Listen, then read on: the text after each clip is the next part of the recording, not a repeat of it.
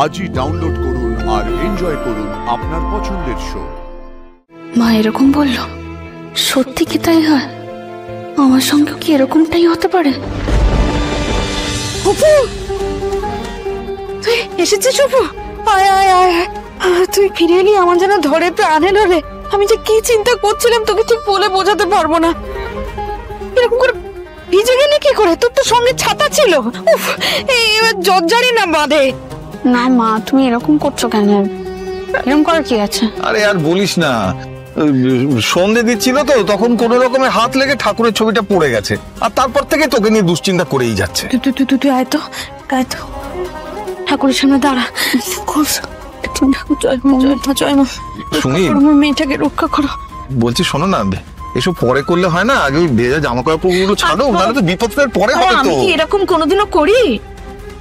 ঠাকুরের ফটোটা উল্টে গেল যখন তোর কথা বলছিলাম, জানিস আমি খুব ভয় পেয়ে গেছিলাম রে। আমার খালি মনে হচ্ছিল কোনটা কু গাইছিল যে তোর কিছু হয়েছে তোর।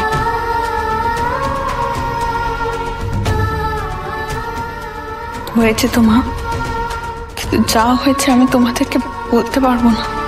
বুঝলি অপু, আমি কিন্তু কোনো দুশ্চিন্তা করিনি। আবার আমি কেন দুশ্চিন্তা করছি না সেজন্য তোর মা আমাকে কথা শুনিয়েছে। ওই যে কথায় আছে না, মায়ের মন হচ্ছে মায়ের বোন, বাবারা কখনো সেটা বুঝতে পারবেন। হ্যাঁ, বাবারা বোঝে না। শোনো, আমি কিন্তু বলেছিলাম যে অপুর জন্য একদম দুশ্চিন্তা করো না। আমার কথাটা মিললো তো? বাবাদের মনের কথাও মাঝে মাঝে শুনতে হয়, যদি বাবা সে কথাটা জোর দিয়ে বলে। হ্যাঁ, চুপ কর। যাকে তুমি ওকে একটু খেতে দাও, গরম গরম চা বানিয়ে দাও, তাহলে শরীরটা চাঙ্গা হবে। না, চা আগে খেলে অম্বল হয়ে যাবে। ওর জন্য তো কচুরি বানিয়েছি গরম। হ্যাঁ, কচুরি বানিয়েছো? বাহ বাহ বাহ। ওর জন্য? শুধু অপুর জন্য? তোমাকেও দেবো। গোলাবট।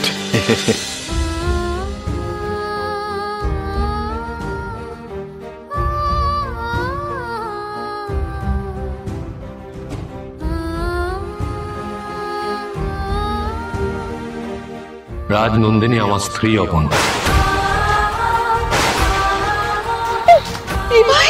বিবাহিত ছিলাম।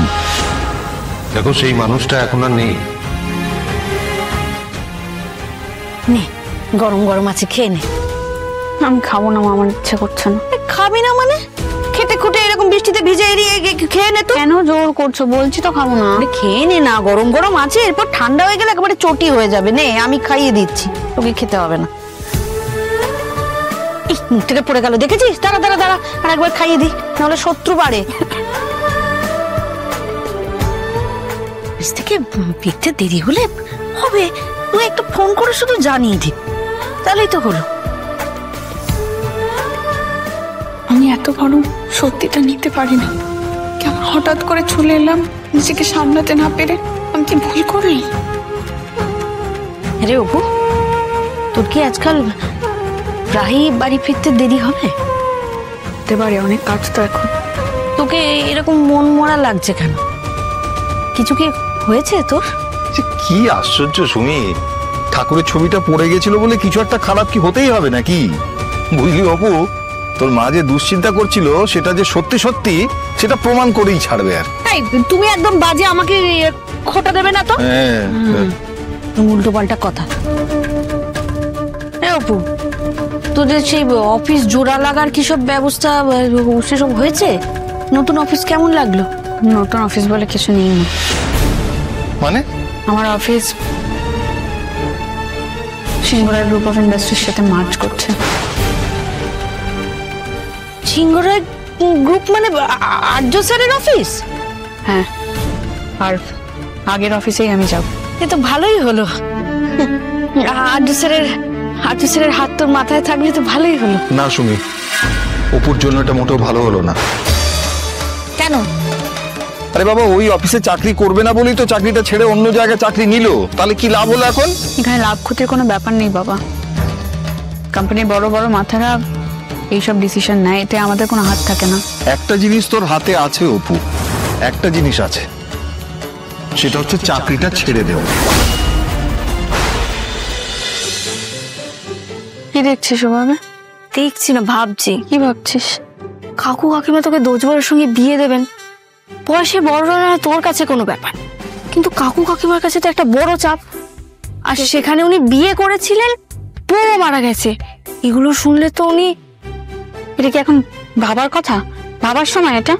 আমার মাথায় তো এইগুলোই আসলো। আর্য স্যারকে নিয়ে কোনো অসুবিধা নেই, কিন্তু দোষ পরেরটা আমারও কেমন একটু। রুম্পা তুই থামবি? আমাকে থামিয়ে কি হবে? কাকু কাকিমা কি দোষ পরের জামাইয়ের সঙ্গে তোর তোর ওই এক কথা তোরা তোরে সরি সরি। সরি। আরে তুই আমাকে থামিয়ে কি হবে? আচ্ছা ঠিক আছে বাবা, বলবো না, ক্ষমা ক্ষমা ক্ষমা প্লিজ। আর যদি বলিস না এরকম কথা দেখবি। বলবো না। এই কথা শোনার পরে যখন তোর ভালোবাসা ওনার জন্য একই রকম রয়ে গেছে, তাহলে এই বিয়ে হবেই, কেউ আটকাতে পারবে না। মিয়া বিবি রাজি তো কে কি করবে?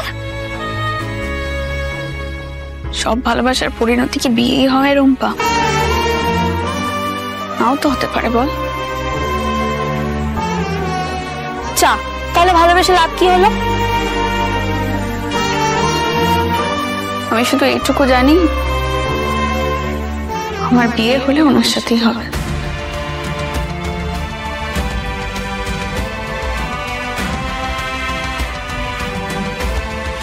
বিয়ে হবে?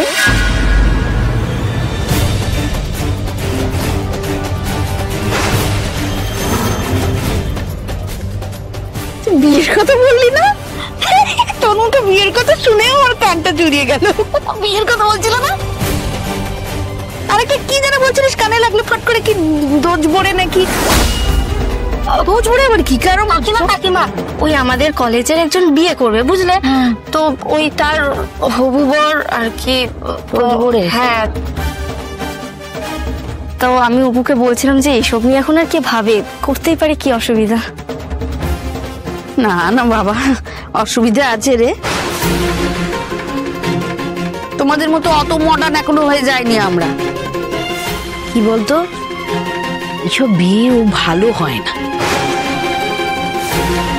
পুরুষ মানুষের মন তো, ও যে চলে গেছে তার কথাই ভাবতে থাকে, আবার যাকে এনেছে তাকেও ঠিক করে ভালোবাসতে পারে না। মানে দু নৌকায় পা দিয়ে চলতে গিয়ে সব গন্ডগোল হয়ে যায়।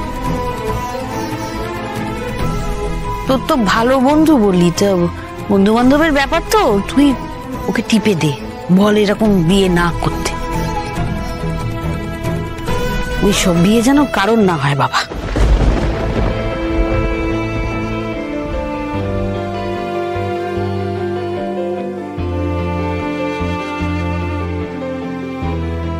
মা এরকম বললো, সত্যি কি তাই হয়? আমার সঙ্গেও কি এরকমটাই হতে পারে?